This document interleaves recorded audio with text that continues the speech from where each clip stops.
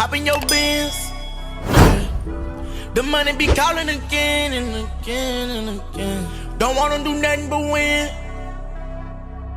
Starting to think that I'm moving too fast again and again. Told me you love. Show me your love. Let me see that you love. Let me feel. Hey y'all, welcome back to my channel. And as you can see from the title of this video, it's about to get real unfiltered. So go ahead, grab your chips, your popcorn, grab your drink. You know, you might need to sit and eat your dinner in front of it. Because it's about to go down. We got to let it go. I even have my notes here. So if y'all hear some paper, it's just my notes because I got to keep up with what I'm talking about. I'm old. So sometimes you got to write some stuff down. Take some notes so you can remember events. And as y'all always know, the alarm is still going off. But I'm getting some batteries for that. So don't even trip. Don't worry about it. Just go ahead and tune in with your girl. All right? I'll see y'all shortly. So let's go ahead and pick it up from my last video when my baby's dad got 18 years in prison. So when he got the 18 years, I decided to go ahead and branch out and try to be in another relationship. Which I did just that. I ended up marrying a crackhead. Now, the person that I married, we're gonna call him Craig, even though his name should be Ezel, but I'm gonna be nice for now. So Craig, I had met Craig years prior to getting married to him at about 20 years old. After I had my twins. So I got married at about 20 to him. Worst day of my life. But anyway. So, prior to me marrying him, like I knew him back in the day when I was like 11, 12 years old, which I had met him on Live Links. Y'all remember Live Links? Them little, things that you would call, the hotlines that you would call and act like you was grown. Again, I had a thing with acting like I was grown. It's not cute, but I'm 32 now. So we talking about what got me to the, all right, sorry about that. I had to pause that because we had kids out there getting a little too loud. So yeah, I met him years ago on a little chat line, acting like I was grown. And ended up talking, you know, back then you just had like telephone boyfriend. So that was my telephone boyfriend. We talked over the phone every day, and that was about it until one day I called and his real girlfriend answered the phone. Like, don't be calling him. And I was heartbroken. Like, what? I've been talking to him all this time on the phone and he had a girlfriend. So, okay, I stopped talking to him until one day she ended up calling my phone. And like me and her, we chopped it up about how I met him and all this stuff. And then me and her, we actually ended up becoming friends. We're going to call her Lisa. So me and Lisa, we ended up becoming friends. And we were even so much friends, like she was cheating on Craig. So she would take me with her to meet her new boyfriend or whatever. And her boyfriend, her other boyfriend, had a friend who was definitely grown, who I ended up talking to. He was 25. But we'll get into that later. But I started talking to him and we'll get into that later. So Lisa was cheating on him or whatever. But even still, we would end up going with Craig like places. So one time it was me, Lisa, Craig, and two of Craig's friends. And we have went to this little Motel 6 place and was just kicking it there. Now, mind you, Craig, he was a blood. He was a drug dealer, and he just was no good, period, like from the start. So we was all in this room at the Motel 6, kicking it, just chilling. they drinking and smoking and stuff. Now, I didn't do that at the time because even though I act like I was grown, I still, you know, wouldn't try like certain things. Smoking, drinking, that just wasn't me. Like, I'll taste something to act like I was with it, but I wasn't with it. So, we're just all sitting there watching TV, and out the blue, Craig snatches up Lisa by her neck, like just starts choking her, punching her, all this stuff. And the two friends that was with us, like obviously they was used to seeing this. And obviously Lisa, she was used to going through it too, because she was fighting right back. But we had stepped out the room until they was done. And that was crazy to me. Like, for one, why did you even snatch her up like that, choking her in front of people? That's embarrassing. And then I'm sure she was embarrassed having to fight this man in front of me. Like, it was crazy. So, you know, when they was done, we went back in the room, act like nothing happened. And then you hear a boom, boom, boom, boom, boom at the door. And who was it? The police. Now, everybody ran in the bathroom, flushing their drugs, just getting rid of everything, basically down the toilet, until they opened the door. And the police came. I thought for sure I was going to jail. But, you know, God always had his hands on me, like, you know, snatching me up if he had to, with this Craig person in every situation that I was in with him. So when the police came, we ended up having to leave. Now, mind you, the car that Craig came to pick us up in, me and Lisa, his girlfriend, it was a stolen car. And of course, I didn't know that. Maybe she knew that. I'm sure she did, but I didn't know that. So I guess that's why the police came in the first place. So they just made us walk. Like, we had to leave the room and they made us walk. So we walked to Craig's auntie's house or cousin or some crackhead, because basically all his family was smokers. So we walked over there, and mind you, I'm underage for sure. And out with them, it's late. I don't have no cell phone or nothing at that time, so my dad didn't know where I was, and I was scared to call him. Like, you know, I'm out here now, so I guess I'm just gonna have to suffer the consequences when I get home. So eventually, Craig called me a ride, because I'm like, I gotta get home. Like, I can't be staying here with y'all and y'all acting stupid and all that stuff. So Craig called me a ride, which was another crackhead. So he's taking me home, and obviously, you know, this was nighttime now. So my dad, he was out looking for me.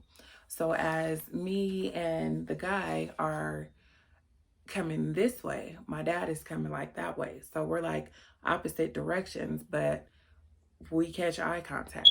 So the guy that I was riding with, he started trying to speed up. I'm like, and my dad busted a U-turn to come get behind us. I said, no, you need to stop this car, because my dad is crazy and I'm not about to be going on no chase with you. So he let me out the car and took off. And then here goes my dad, took off right behind him. Like, what was you doing in that car with him? And all this stuff. So I can't even talk because I'm in shock that we actually going on a chase. Like, I ain't never seen my dad get like this. Like, he got gangsta on me. Like, shoot. So we're chasing behind, you know, the crackhead dude. And my dad is chasing him all through Montbello. And everybody from Montbello knows. In Montbello, it's a bunch of ditches. So eventually, my dad is chasing like behind him so tight and so close, like he ends up losing traction or whatever, lose track of the steering wheel, whatever, and goes into the ditch. And all you see is boom, and all this debris and stuff flies up. So my dad, you know, he went ahead and busted a U-turn, and we went back to the house. And, you know, of course, I got in trouble.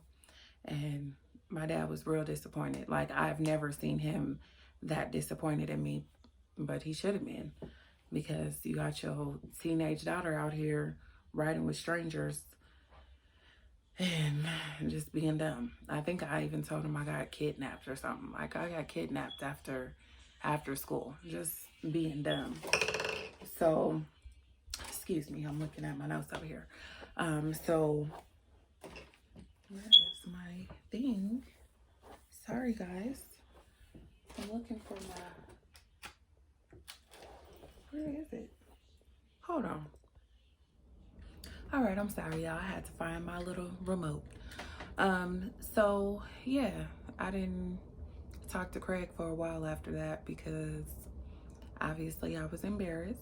I was also on punishment, and you know, nothing was happening. So let's go ahead and fast forward, because I didn't talk to Craig for ever. I didn't bump into him again until I was 19.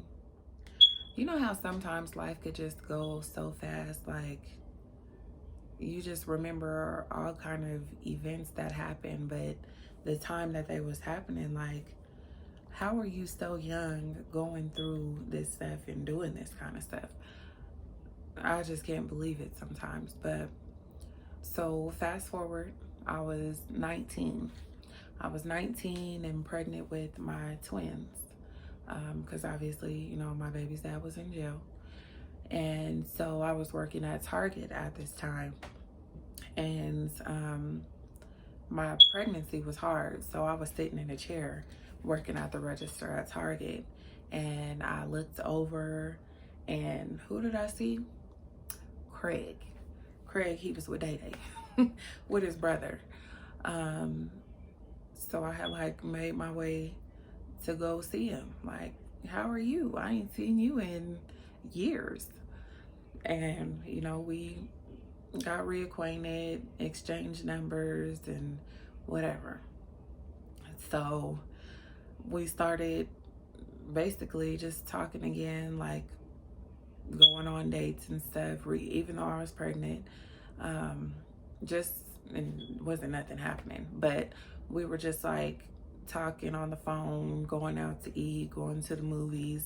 When I went to go pick out baby stuff and strollers and all this stuff for the twins, he would go with me, and it was just stuff like that, like just having somebody there that was there to not help me with my kids, but kind of like just maybe fill a little void, because I was lonely and I was pregnant with twins. So that was a hard point in my life. So eventually I ended up having my daughters. I had them like at 6 months, and we started talking after that, like actually building a relationship. And wasn't that a big mistake? So we're gonna get into that now.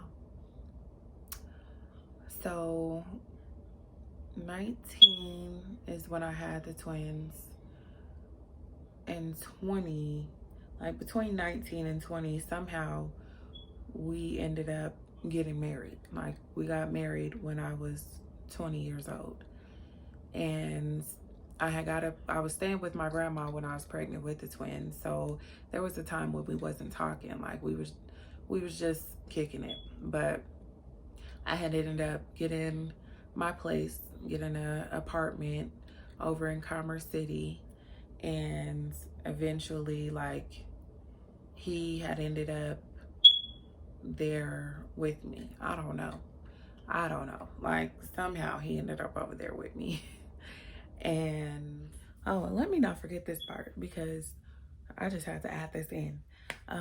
When he came to live with me, he stayed for a while. And then my baby's dad was getting out, and he called, like, or somebody called. He called, like, I'm about to get out, I'm coming home.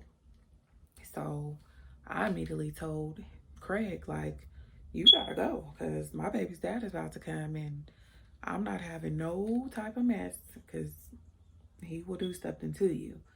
So, you know, you gotta go. So Craig left. He packed his stuff and he was out of there. But I was still like in love with him. So even though he left, I was holding resentment towards my baby's dad while he was there, because I'm like, you just come in when you want to, you go to jail, you get out, and I'm just supposed to stop what I'm doing, and that's not fair. So I was holding resentment towards my baby's dad, and I wasn't treating him right while we were living together. So eventually, you know, my baby's dad, he had went off and was with the girl that he, you know, was cheating with before. So I just had to mention that. But of course, my baby's dad went to jail again because the twins, like I told y'all in a previous video, he was out for a month. From the time the twins were 3 months to the time they were 4 months. So when he went back is when I started talking to Craig again, because stuff was just, it was just not going right. Like, I was having no luck, and me and my baby's dad, we wasn't doing good because he knew that I was with Craig, and he knew I wasn't treating him right because of Craig, and it was just a whole lot, like a mess.